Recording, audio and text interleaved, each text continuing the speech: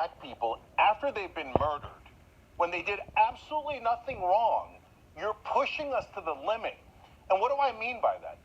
You're asking us to talk about history, the history of the South. This is in Georgia. What happened in Georgia? There were savages in Georgia. It was the ancestors of the white right-wingers. They were absolute savages.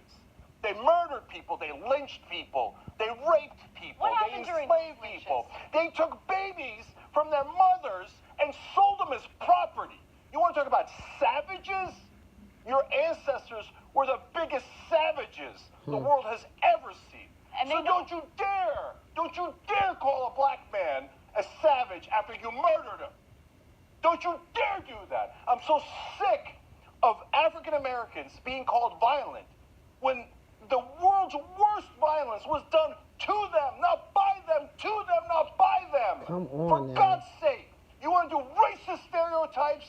If it fit anywhere, and it doesn't. But if it fit anywhere, it would certainly fit white right-wingers in the South, who has hundreds of years of history of being savages. Amen. Savages. Amen. They snatched babies, and they sold them as property, and they raped their mothers. Savages. That's what they were. You want to talk about stereotypes? Screw all of you who still defend that Confederacy, that monstrosity. Anyone who defends that is a barbaric savage.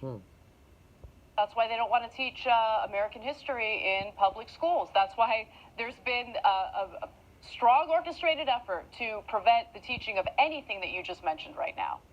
Because, hey, God forbid that, children learn about the real savages in this country's history.